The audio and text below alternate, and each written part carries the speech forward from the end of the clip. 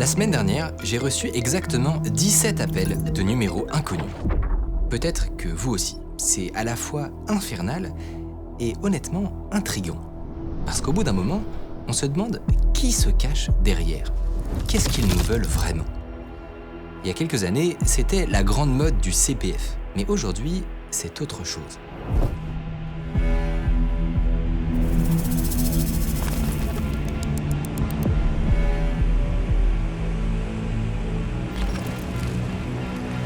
On a décidé de comprendre quoi. Pendant des mois, on a fait ce qu'aucune personne de sain d'esprit ne ferait, on a décroché tous ces appels. On a joué les parfaits pigeons pour comprendre les rouages. Et ce qu'on a découvert, ça n'est pas une simple arnaque, c'est un système. À l'heure où je vous parle, ce système pille toujours des milliers de Français chaque mois. Il nous a fallu des mois pour cartographier ce qui est une véritable industrie du mensonge. Des sociétés par dizaines, des centres d'appel au Maroc, des millions de chiffres d'affaires et tout en haut, une famille française qui s'enrichit depuis 10 ans en toute impunité. Je vais vous dire sincèrement, j'ai du mal à vous faire confiance. Oh là là, c'est compliqué. Mais arrêtez là. Ah non, je suis là pour vous assister, ne vous inquiétez pas. Voilà, c'est juste pour recueillir et pour recevoir le papier. Ah oui, mais non, je vais pas signer. Moi, je vous ai dit que je suis pas de Je vous ai dit tout à l'heure pour vous êtes en devant moi. Ah non, pas, on va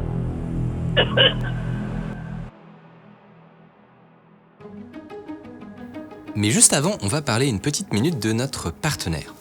Trade Republic, la néobanque, a lancé mi-avril leur nouveau service téléphonique, disponible 24 heures sur 24 et 7 jours sur 7. Gratuit, avec de vrais conseillers humains. Ça fonctionne dans l'appli, par téléphone ou par chat, et même en 8 langues différentes. Et là où ça devient doublement intéressant, c'est qu'ils viennent d'annoncer ce mardi 12 mai que pour tous les nouveaux clients, vous touchez 3% d'intérêt annuel brut sur votre cash sans condition et sans plafond de montant, calculé quotidiennement et versé chaque mois. Et votre argent reste disponible à tout moment. Donc concrètement, sur 10 000 euros déposés sur votre compte, ça fait 300 euros brut sur l'année. Juste parce que vous avez un nouveau compte bancaire. Je vous mets le lien en description avec 30 euros offerts en ETF et mon interview de Mathias Bacchino pour parler de gestion financière. Merci à Trade Republic de soutenir notre travail et on reprend. Notre enquête, elle commence par un appel.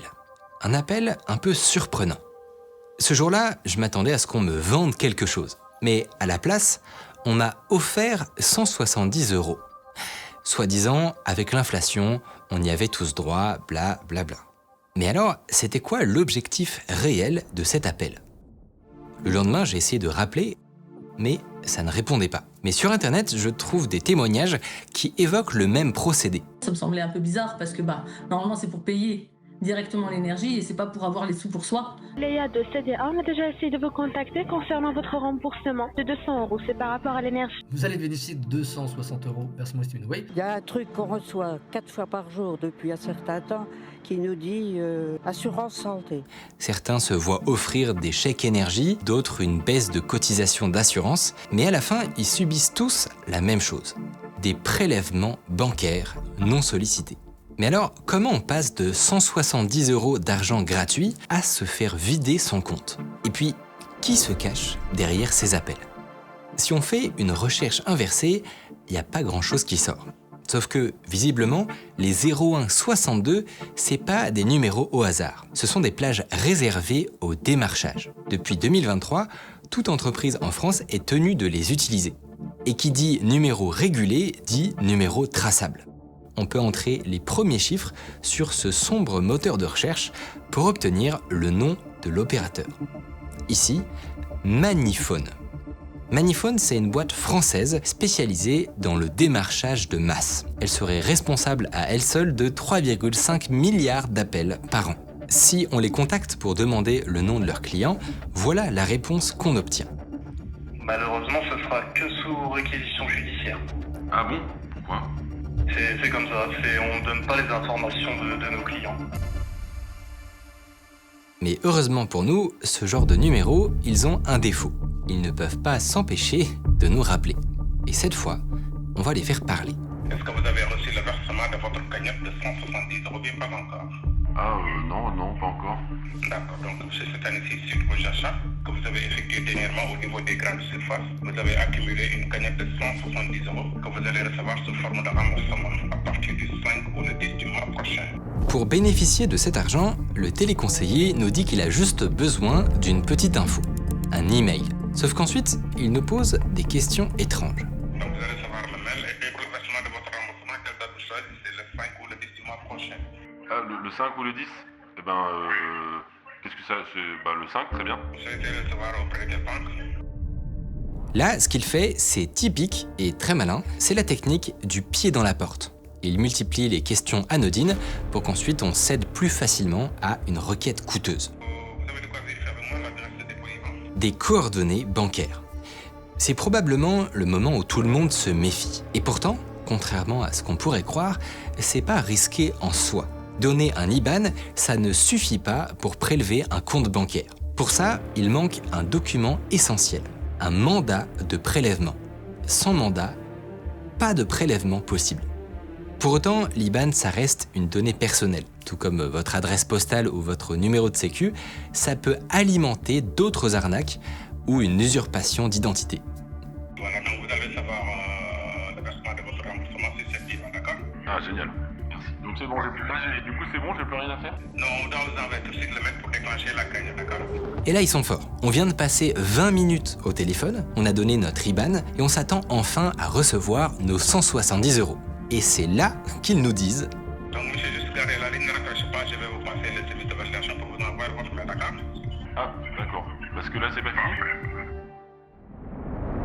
pareil, c'est typique mais tout à fait vicieux ce qu'il fait là. On est en plein biais des coûts irrécupérables. Si on s'arrête maintenant, ça veut dire que tout ce qu'on a fait jusqu'à maintenant n'aura servi à rien. Donc on va avoir tendance à poursuivre, quitte à accepter des choses qu'on n'aurait jamais acceptées la tête froide. Et justement, le téléconseiller nous invite à parcourir un PDF. Cliquez sur accéder au document, un carré en vert, vous voyez ça. Après descendez toutes les pages jusqu'à la fin, c'est par votre nom, votre prénom avec un bouton qui marque confirmer ou bien signer. Cliquez une seule fois, ils vont vous envoyer votre code de sécurité pour sécuriser votre dossier. Et voilà. Tiens, il paraît bien pressé de nous faire signer quand même. Bah je vais quand même lire, je vais quand même regarder ce qui est écrit dessus. Bah là il y a écrit que ça va me coûter 11,90 € par mois. C'est les frais de service, mais c'est pas vous qui le payez, c'est autofinancé. C'est pour ça le monsieur ne vous a pas demandé un moyen de paiement. Mais d'accord, mais du coup là je signe, mais vous allez pas me prélever d'argent du coup? On peut pas prélever avec l'IBAN si vous n'avez pas l'accusé de réception bancaire. D'accord, c'est quoi ça? Vous connaissez comment ça se passe pour un paiement mensuel, non? On remarque le petit ton suffisant, un peu excédé. On a vraiment l'impression d'avoir posé une question stupide. Non, pas vraiment. Expliquez-moi. D'accord, il y a beaucoup de types de moyens de paiement. L'IBAN, c'est un moyen de versement, c'est pas pour payer. Si vous avez juste l'IBAN, il faut un accusé de réception bancaire. Il faut remplir un papier au niveau de votre banque pour autoriser. Et après, il faut normalement un code qui se compose de à peu près 10 chiffres. Et automatiquement, vous le donnez avec l'IBAN pour autoriser le paiement. Du jargon, des termes techniques, il a l'air de s'y connaître. Sauf que l'accusé de réception bancaire, ça n'existe pas. La seule chose dont il a besoin pour me prélever, c'est de ça, le mandat de prélèvement en page 11. C'est bon, maintenant j'ai reçu la confirmation. Maintenant faites la même démarche sur le deuxième mail, you signe pour CDA. Visiblement, ils se sont dit qu'on était le pigeon de l'année. Donc, ils nous ont fait signer un deuxième contrat. Maintenant, on s'attend à ce qu'ils raccrochent. Mais il va se passer quelque chose de bizarre. Le conseiller nous garde en ligne. Donc, rebonjour monsieur, je vous appelle suite à la conversation téléphonique que vous avez précédemment avec mon collègue pour récapituler avec vous l'offre du contrat Solutions Malin. Dans le cadre de notre procès, c'est afin d'améliorer notre qualité de service, notre conversation est susceptible d'être enregistrée. Êtes-vous d'accord? Il nous redit bonjour, il fait comme si on ne s'était jamais parlé et il me demande si on peut enregistrer l'appel. Mais ça fait 30 minutes qu'on est là. Alors pourquoi maintenant? Donc, avant tout, je récapitule l'échange que j'avais avec mon collègue, un responsable allait bénéficier d'un accès privilégié sur le site cashback www.economisbalance. Il nous débite un script à toute vitesse où on entend des mots comme plomberie ou assurance juridique, des mots qu'on n'avait jamais entendus jusque-là, et ensuite il nous repose des questions 100% identiques à celles de tout à l'heure. Donc, les informations à vérifier rapidement. Le nom de famille, c'est bien le Duc, le prénom, c'est Fabrice. Et vous avez choisi quelle date, le 5 ou bien le 10, pour recevoir votre cagnotte? Le 5. Le 5 sur le compte FR76. C'est bien ça? Oui. Je vous souhaite une agréable journée, au revoir. Tout ça est très étrange, mais vous inquiétez pas, on y reviendra. Résumons un peu ce qui vient de se passer. En 30 minutes de téléphone, a priori, je n'ai rien acheté, rien commandé, rien reçu. N'est-ce pas? Et pourtant, contrairement à ce qu'il m'a été dit, j'ai signé 2 contrats. Ces contrats m'engagent à payer 18 € par mois pendant 1 an, avec renouvellement automatique. En échange, j'ai accès à des services que je n'utiliserai jamais. Une assistance plomberie, une sorte de cashback sur un site inconnu. Et moi, je voulais juste mes 170 €. Alors où est-ce qu'ils sont passés? Eh bien en fait, ils sont conditionnés à une panne de plomberie. Et même là, ils arrivent sur une cagnotte en ligne, pas sur mon compte personnel. Sans surprise, on vient de se faire niquer. On nous a tout simplement menti. En droit français, ça porte un nom. Oui, il y a une qualification pénale. C'est de l'escroquerie pure et simple. Je reprends la terminologie de l'article 313-1 du Code pénal. On met en place des manœuvres frauduleuses pour vous inciter à faire une opération qui va vous porter préjudice. Voilà. Le droit n'est pas toujours bien écrit, mais la définition de l'escroquerie, elle est bien écrite. Et donc, on est clairement là-dedans. Mais il y a quelque chose qui nous intrigue. Quand on regarde notre contrat, on voit le nom d'une entreprise. D'habitude, les arnaqueurs font tout pour qu'on puisse pas remonter jusqu'à eux. Or là, regardez, il y a un nom juridique, la Compagnie des assurances. En quelques clics, on peut voir que c'est une entreprise domiciliée dans le 16e à Paris avec un capital de 100 000 € et dirigée par un certain Yoni Sidbon. Ça n'est pas une coquille vide. On peut littéralement sonner chez eux. Alors si c'est une arnaque, pourquoi ils s'affichent comme ça? Dans le fond, peut-être qu'ils ne sont pas au courant. On a été démarché par un centre d'appel étranger, peut-être que le problème vient de là-bas. Mais si on s'intéresse à Yoni Sidbon, on découvre qu'il est à la tête d'une dizaine de sociétés étranges. Elles ont des sites vitrines génériques, elles offrent toutes des pseudo-services de conseil ou d'assistance, et surtout, elles ont toutes été signalées massivement pour les mêmes motifs. Des remboursements qui se transforment en prélèvements. On dirait une activité organisée. Et c'est d'autant plus intriguant qu'il n'a pas l'air d'être le seul à faire ça. En épluchant les statuts de ces entreprises, on découvre qu'il collabore avec un certain Moïse Sidbon, lui-même à la tête d'une nébuleuse de sociétés douteuses. Alors est-ce que ce serait une industrie familiale ? Toutes leurs entités sont intriquées dans des liens complexes. Mais si on prend le temps d'éplucher leurs documents juridiques, on obtient une image claire. L'image d'une industrie. D'abord, toutes les sociétés sont logées dans les mêmes bureaux. Boulevard Flandrin, dans le 16e arrondissement. C'est visiblement leur QG, d'où ils pilotent leurs opérations. Ensuite, il y a 2 groupes. Ils sont chacun pilotés par un Sidbon et financés par un troisième. Un certain Kenny, ex-banquier de Goldman Sachs et domicilié en Israël. Et finalement, ces 2 groupes sont organisés selon une logique très spéciale. En haut, il y a des holdings qui engrangent les bénéfices. Et en bas, il y a toutes les entreprises douteuses qu'on voit sur les contrats. Elles n'ont pas de capital, pas de salariés, jamais de bénéfices. Et surtout, dès que l'une d'elles est cramée sur Internet, ils l'absorbent et en créent une nouvelle. On dirait des fusibles. La compréhension des choses qui doit être celle de la justice, c'est quoi ? C'est d'intégrer que l'escroquerie moderne, c'est une entreprise.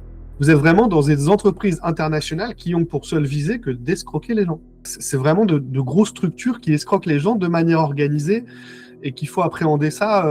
Faut pas se contenter de couper la patte, quoi. Faut couper la tête de l'hydre. sinon ça repousse.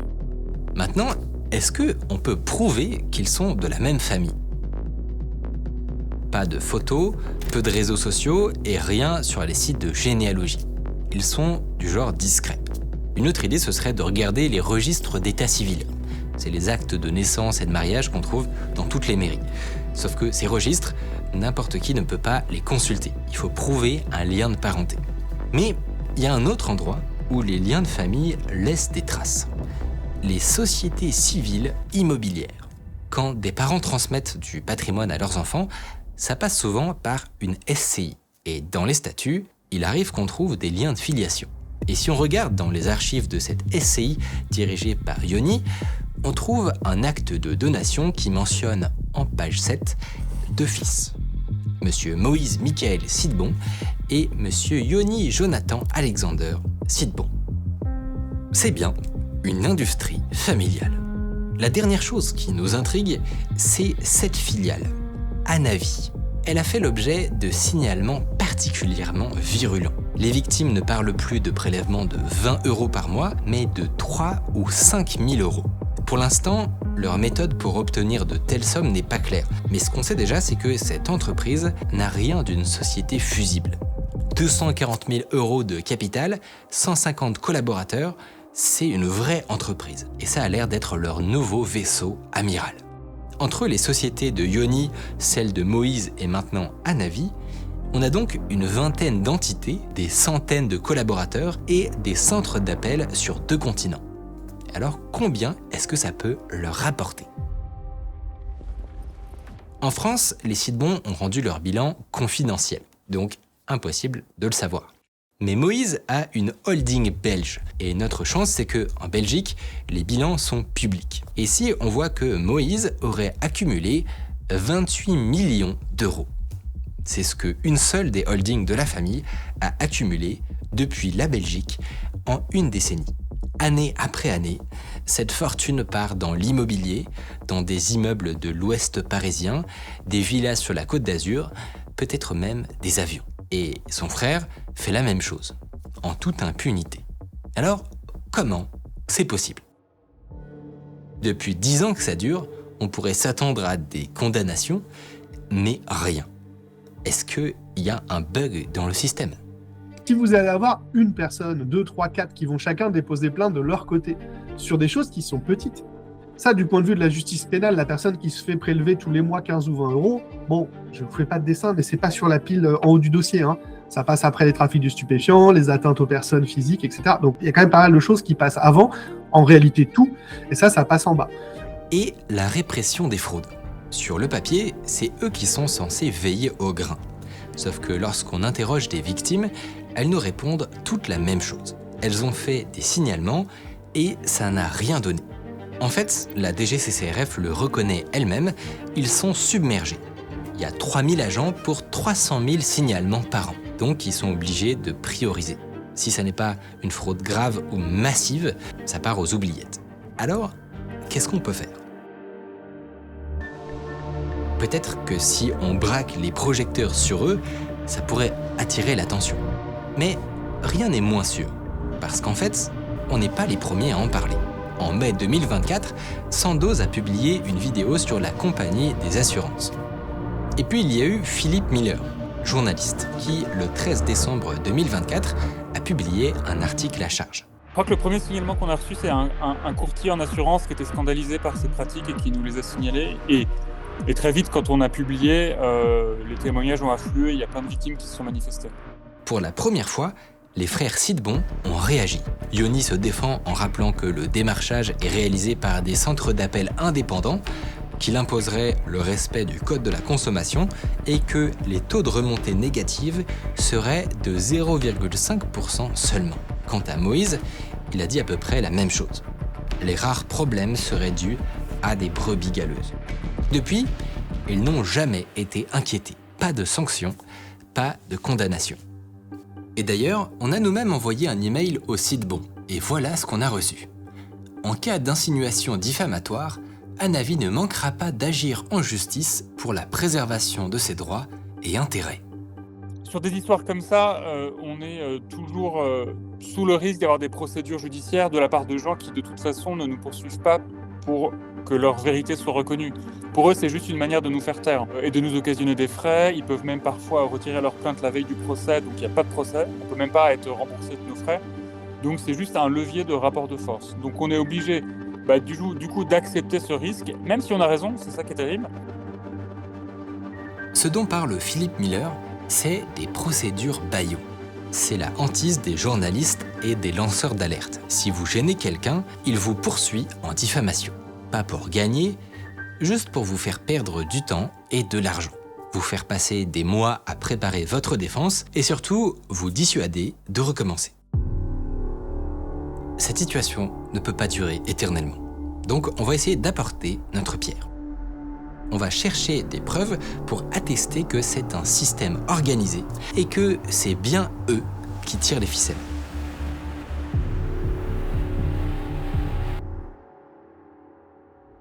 Alors, où trouver ces preuves? Visiblement, tout se joue dans les centres d'appel. D'après les sites bons, là-bas, tout se fait dans les règles. C'est précisément ce qu'on a besoin de vérifier. Reste à savoir où ils se trouvent. Dans les contrats, on trouve plusieurs noms de plateformes. La plupart sont au Maroc, mais il y a une structure qui revient fréquemment. Tingis Group. Première plateforme du nord du pays, 1000 téléconseillers, des références clients comme Canal+ ou Michelin, ça n'est pas le centre d'appel Scammy auquel on s'attendait. Mais surtout ce qui est bizarre, c'est qu'ils n'affichent jamais le nom de la compagnie des assurances. À se demander s'ils bossent encore pour eux. On cherche partout une confirmation, mais on ne trouve rien. Jusqu'à ce qu'on épluche leur compte Instagram.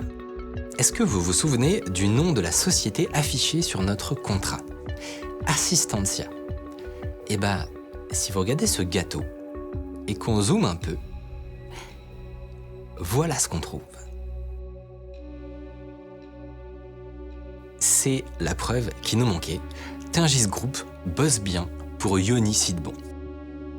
Si les preuves existent, c'est là-bas. Il faut qu'on essaye de trouver des témoins, des employés qui puissent nous raconter ce qu'il se passe à l'intérieur. On approche une vingtaine de personnes au Maroc et on finit par trouver deux profils intéressants.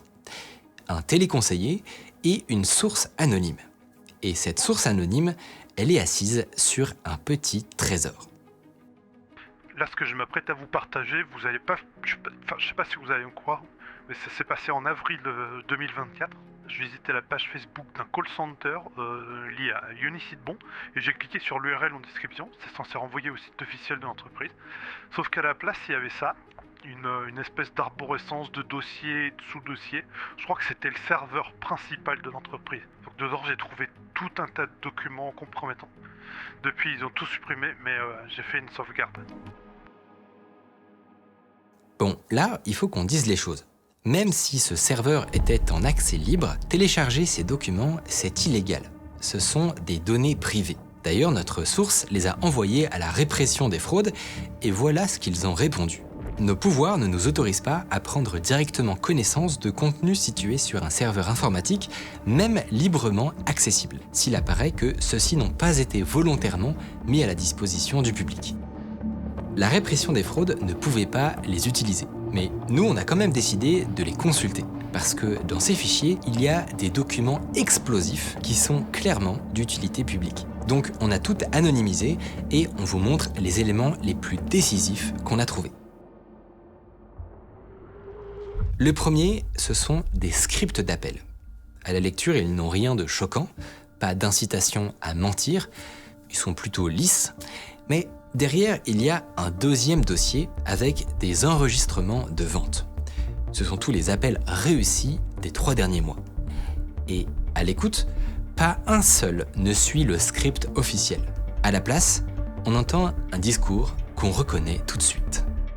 C'est Emma, en fait, de la part de votre service de téléconsultation. Et on a constaté sur votre dossier administratif que vous êtes en train de payer un service que vous n'utilisez pas, n'est-ce pas?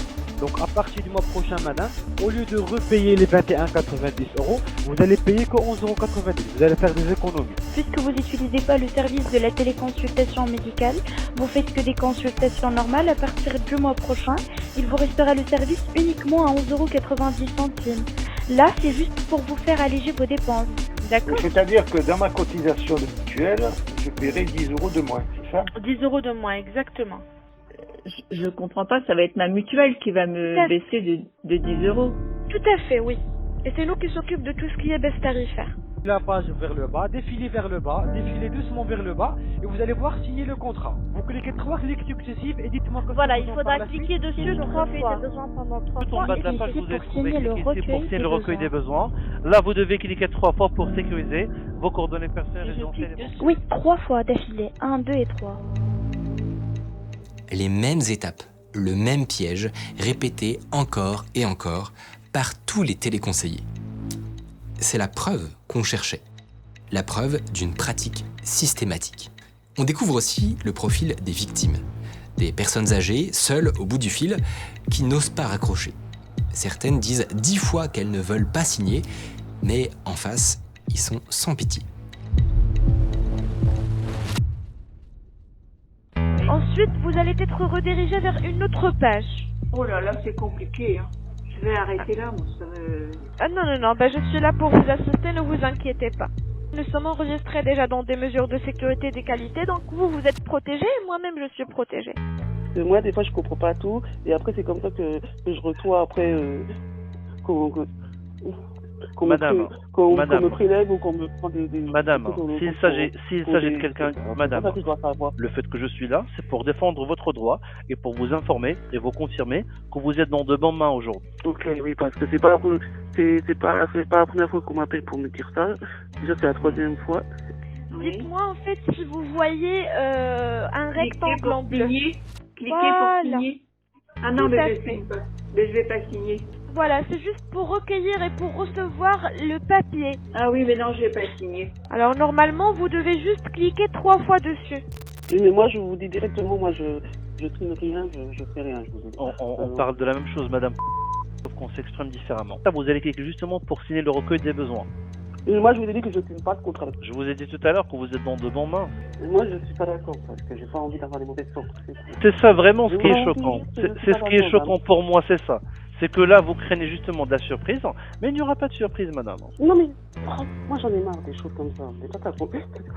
On arrête tout, je ne suis pas d'accord. Je peux recevoir. Vous avez marre de quoi exactement? Je suis en train de stipuler vos droits, madame. Moi, je veux. Oui, mais moi, je veux pas, parce que je veux plus. Je veux un instant, parce que là, je me sens pas bien. Non.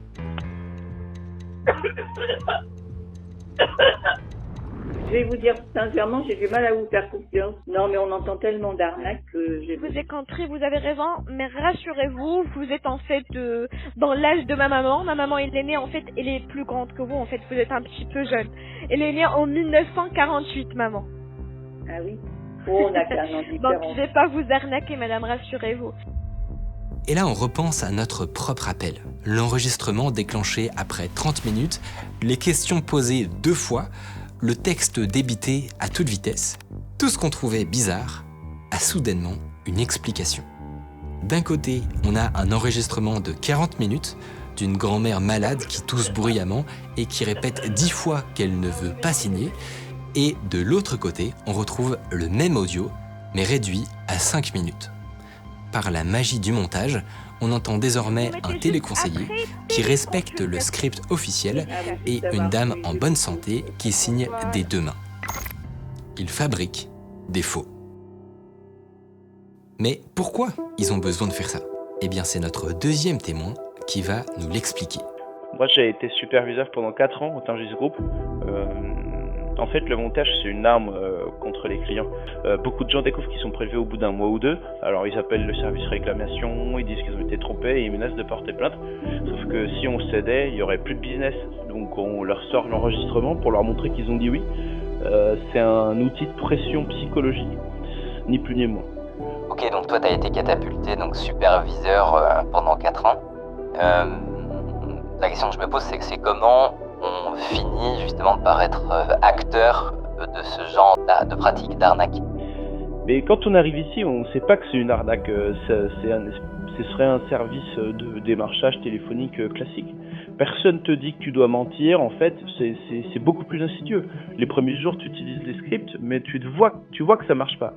Parce que c'est des contrats, c'est de la merde. Donc tu écoutes ce que font tes voisins, et tu comprends qu'en fait, t'as pas le choix. Si tu veux survivre, tu dois mentir. Donc on se trouve des raisons, il y a le côté ouais les Français ils sont riches et donc tu te dis ok je m'en fous c'est rien pour eux, mais quand je vois à quel point ça ruine la vie des gens, ouais j'ai honte de ce que j'ai fait.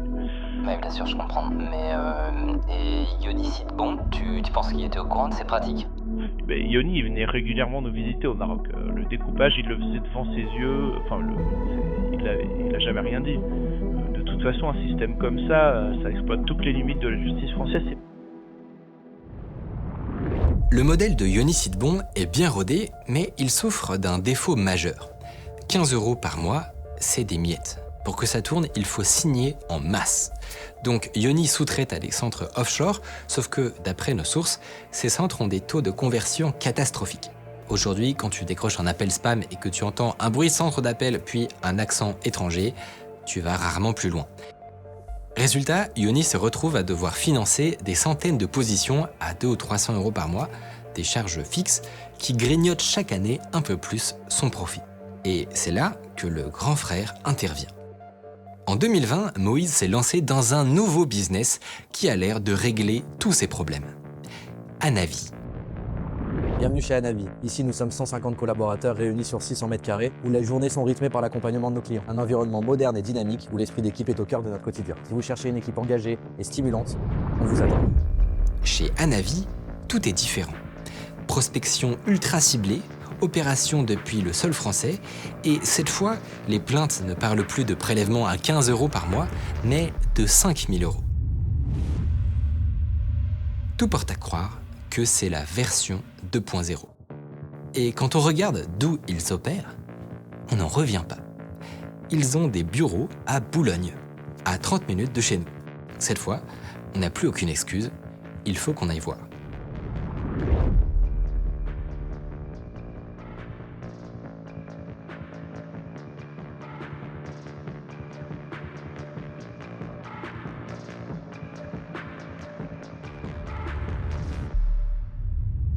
Sur LinkedIn, Anavi recrute au poste de mandataire intermédiaire en assurance, payé 100% à la commission, aucune compétence exigée.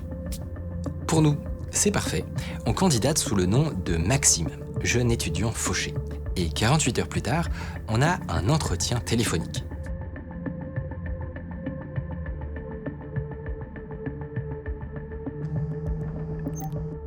En tout cas, moi, pour tout vous dire, votre profil est plutôt intéressant, de ce que j'entends au téléphone, de vos ambitions un petit peu. Donc l'idée, ça va être pour vous de prendre un rendez-vous avec ces personnes au téléphone, leur indiquant que l'idée, c'est qu'ils feront un point avec moi, techniquement, ou d'autres membres de mon équipe, en tant que conseiller en gestion libérale. D'accord ? L'idée, techniquement, enfin, si je parle dans les termes, ça va être d'essayer de leur vendre des contrats d'assurance.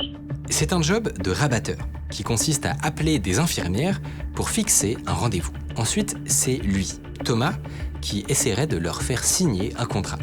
En cas de succès, il me reverserait une partie de sa commission de vente. Pour être clair avec vous, au niveau de la prospection, que vous allez forcément commencer à bien gagner votre vie. Ouais. Ok. D'accord. Ah ouais. Moi j'ai besoin uniquement de personnes qui soient motivées, qui n'aient pas peur de ça, qui aient plutôt confiance en elles et qui soient prêtes à pas forcément gagner leur vie au bout de 2-3 mois. Vous voyez ce que je veux dire ? Ça prend un petit peu de temps. Et de vous former au poste de commercial conseiller en gestion libérale. Et là de vous développer votre portefeuille client et faire ces entretiens. Et à ce moment-là, vous recrutez du monde aussi pour qu'on fasse votre prospection, etc. Ah d'accord. Ouais, je vois. C'est ça. Donc à la suite, concrètement, créer aussi votre équipe pour que des personnes prospectent pour vous et pour que au bout d'un certain temps, vous ayez un différentiel sur ces personnes également. On va aussi recruter des gens qui eux-mêmes vont recruter des gens. Ça nous fait penser à quelque chose. Pointu, là. Et quand on y réfléchit, c'est très malin. Pas de salaire à payer, les mandataires se recrutent tout seuls, et en cas de problème, c'est eux qui sont en première ligne. C'est la réponse à beaucoup de problèmes de Yoni. Je commencerai la formation, je vous présenterai un petit peu tout, je vous présenterai le script, je vous montrerai les méthodes de travail, etc. Ça vous va ? Ouais, carrément. Si vous voulez, j'aime bien, si vous avez regardé le Wall Street, j'aime bien comparer à ça souvent. Beaucoup de bruit, beaucoup de personnes qui peuvent crier, qui peuvent être contentes, etc.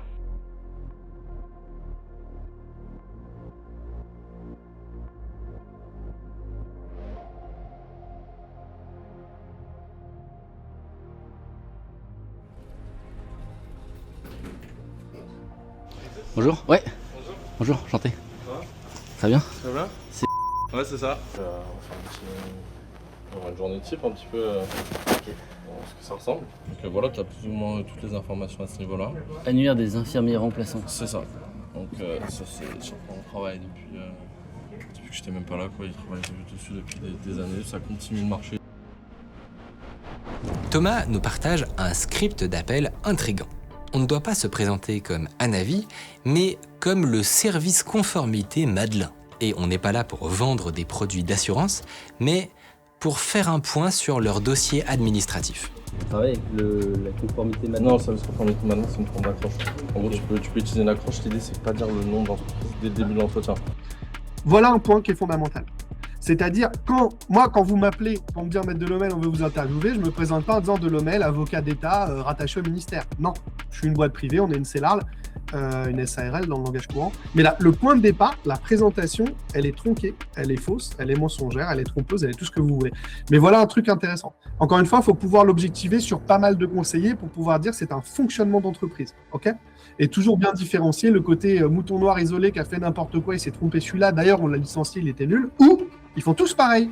Donc soit ils sont tous débiles, soit ils sont tous formés. Le responsable encourage Maxime à s'asseoir à côté d'un prospecteur pour s'inspirer des meilleurs. Et détail qui aura son importance, il lui prête son propre carnet de notes. Sur le moment, notre infiltré n'y prête pas plus attention. Il s'assoit, commence à écouter ses voisins et il découvre des fous furieux. Oui, bonjour monsieur du service conformité Madelin. Je vous contactais par rapport à votre... Ok, vas-y, carré, c'est super. Je vais la harceler, j'en ai rien à faire. Je vais la faire craquer jusqu'à qu'elle me bloque. Votre appel a été... Allô? Oui, madame. Vous m'avez pas laissé finir? Oui, je sais, mais j'ai des appels comme vous 3 fois par jour, 4 fois par jour. Et madame... Mais madame, c'est pas du démarchage, hein. On n'est pas dans un milieu de démarchage, là. Je sais, mais bon, au bout d'un moment, quand on a 3 ou 4 appels pour la conformité Madelin, pour les libéraux de santé, on en a marre. Je suis en train de travailler. Là, mais madame, si on vous appelle, c'est qu'il y a une raison. C'est pas pour rien. Faire une vérification sur vos protections sociales, vérifier que tout est mis en place et faire des ajustements. J'ai tous les assurances, j'ai tout ce qu'il faut. D'accord, mais madame... Arrêtez de m'appeler. Mais c'est... Notre voisin rappelle 10 fois le même numéro en 3 minutes. Et ce qui est fou, c'est qu'ils sont totalement décomplexés. À un moment, toute l'équipe va taper son numéro sur un site de signalement anti-spam. C'est quoi? C'est un truc qui vérifie si ton numéro il est en spam ou pas. Moi, mon numéro était en spam. Sérieux, le tien? Ah oui, déjà, j'avais 64 signalements, 74% agressifs, enfin, je vois qu'on voit malveillant. Ouais. C'est quoi comme téléphone? Il a déjà 53%. Orange téléphone, il a 53% de malveillance. Je sais pas, tu sais que 40. Toi? Ah ouais? Ah ouais, t'as un record, toi. C'est le numéro qui ça? Le mien. Toi, t'as 13 signalements, t'as vu? Eh frérot, faut que tu dormes moins au téléphone. Hein. Mais alors, ce harcèlement téléphonique, à quoi il sert? Qu'est-ce qui se passe pendant les rendez-vous? Notre infiltré demande à Thomas s'il peut écouter un de ses appels clients. Mais il n'est pas très chaud. C'est frustrant parce que s'il y a une arnaque, c'est à la signature du contrat. Donc, on ne sait pas trop quoi faire. Et c'est à ce moment qu'il se rend compte de quelque chose. Le carnet que Thomas lui a prêté, il n'est pas vierge. Il contient 2 scripts de rendez-vous. Le premier, c'est un script pour vendre un produit qui s'appelle la SPP, une assurance à 50-100 € par mois qui débloque une assistance juridique. C'est le même genre de produit douteux que chez Yoni, juste 10 fois plus cher. Mais derrière, il y a un deuxième script de 10 pages. Et celui-là a l'air d'être le cœur du business. Ce script vise à vendre un PER, un plan d'épargne retraite. Vous cotisez 100 ou 200 € par mois pendant 30 ans et à la retraite, vous obtenez une rente. Alors déjà, il faut savoir que ce produit, pour les courtiers et les assureurs, c'est la vache à lait par excellence. Vous devez payer des frais de versement, des frais d'investissement, des frais de gestion jusqu'à 5% par an. Et comme l'épargne est bloquée et que vous continuez de cotiser toute votre vie, il se gave pendant 40 ans. Bon, à la limite, c'est un mauvais produit. Soit. Mais quand on lit le script de vente, on comprend pas bien. Tous les termes commerciaux ont été remplacés par du jargon administratif. C'est pas du démarchage, c'est un entretien de conseil. On ne vend pas un produit, on évalue l'éligibilité à la défiscalisation. Ensuite, le script recommande de taper sur le clavier comme si on cherchait le produit le plus adapté, puis de jouer la surprise à la lecture du résultat. Un PER intitulé Optimum Vie. Et finalement, il faut surtout pas parler de signer un contrat. Vous demandez un retour de mail pour ouvrir des droits. Bon, c'est déjà préoccupant, mais il y a encore un élément qui n'est pas clair. Comment les victimes perdent 5 000 €? A priori, l'argent d'un PER, c'est un investissement. Il va dans la poche de personne. Il y a des gros frais, mais ça ne fait pas des milliers d'euros. Alors, c'est quoi le piège? On n'en saura pas plus sur place. Mais quelques jours plus tard, on a réussi à approcher d'anciens mandataires repentis. Et ce qu'ils nous révèlent, c'est que le PER Optimum, il contient en réalité une clause spéciale. Une garantie qui apparaît ici, sur une petite ligne du contrat. L'adhérent déclare avoir été informé de l'étendue de la garantie complémentaire en cas de décès et de son coût. Et évidemment, les personnes qu'on a interrogées nous ont expliqué que cette garantie n'avait jamais été mentionnée au téléphone à la signature. Le piège, c'est ça. Une garantie décès. Si vous mourrez avant d'avoir fini de cotiser, Optimum Vie complète les versements pour que vos enfants touchent le capital qui était prévu. Sur le papier, pourquoi pas? Sauf que cette garantie, si on regarde ici, elle est ultra plafonnée, conditionnée à plein de critères et surtout, elle va vous coûter extrêmement cher. 70% de ce que vous pensez cotiser la première année part directement en commission dans les poches d'Anavi. La deuxième année, c'est 30%. En gros, vous pensez investir 10 000 balles sur 2 ans, mais en réalité, 5 000 va disparaître dans les poches d'Anavi et de l'assureur. Votre épargne réelle ne sera que de 5 000 €. Encore une fois, je pense qu'on peut dire qu'on nous a menti. En tout cas, il y a une sacrée omission. On nous a vendu un contrat d'épargne retraite, plutôt legit, mais ce qu'on a oublié de nous dire, c'est que on souscrivait aussi à cette garantie d'essai qui nous pompe nos 5 000 € en 2 ans. On reste dans un process d'escroquerie, on est sur de la pratique commerciale trompeuse clairement, et civilement on est sur un défaut d'information et de conseil. Si vous avez quelque chose d'aussi important à dire à vos clients que pendant un an et demi, on perd de l'argent et on n'en gagne pas, ça c'est une condition essentielle de l'engagement d'un consommateur. Donc on ne souscrit pas de PER et de contrats comme ça par téléphone. Jamais, voilà, jamais. Si on a besoin, on va avoir un courtier, mais voilà, on rencontre physiquement des gens qui vont nous vendre des produits qui seront logés en France, la plupart du temps. Anavi mise vraiment tout sur Optimum parce qu'ils nous payent des commissions 4 fois plus élevées que les autres. Si je vends du MMA ou du Swiss Life, j'ai peut-être touché 5% de la première année de cotisation. Mais Optimum, je peux récupérer jusqu'à 30%. Donc imaginez sur un contrat à 5000, je récupère 1500 en 1 heure de rendez-vous. Donc grâce à ça, il y a des mandataires qui arrivent à faire des mois à 80, 100 000. Ils me font signer ce contrat juridique qui est sur 1 an, sans engagement, blablabla. Et puis, par contre, il faut tout faire en ligne parce qu'il n'a pas le temps. Donc, il faut signer tout de suite. J'étais tellement là en stress et ils me saoulent. Ils m'ont menacé en disant que, en fait, si je finissais pas mes versements jusqu'à la fin de l'année fiscale, qu'en fait, j'allais avoir un contrôle et que ça allait être considéré comme de la fraude fiscale et que du coup, je risquais une amende. Je me suis rendu compte de l'arnaque au bout de 4-5 mois. Et quand j'ai essayé de partir, ils m'ont encore ouvert des contrats. J'ai découvert des choses pour lesquelles j'avais pas signé. Et je suis ça et ça m'a foutu dans la merde, quoi. Ouais, j'ai mis plus de 1 000 €, en tout cas juste avec Anavi. Le plus sournois, c'est que si vous vous rendez compte de l'arnaque, ils ont prévu un plan B. On a fait un enregistrement lunaire. Madame Mignot, je vais vous expliquer une chose.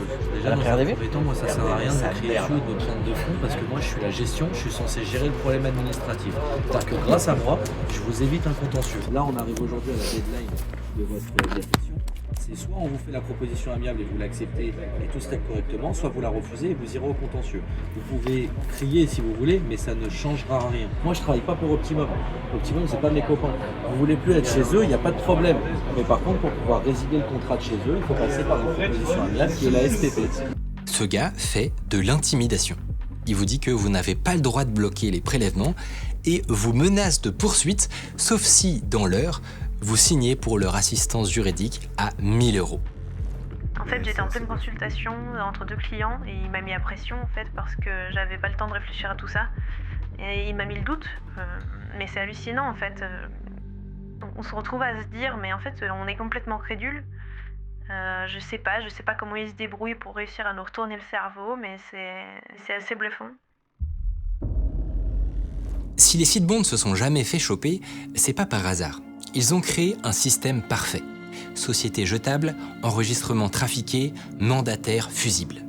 Chaque rouage semble conçu pour que aucune preuve ne remonte et que personne ne soit jamais responsable.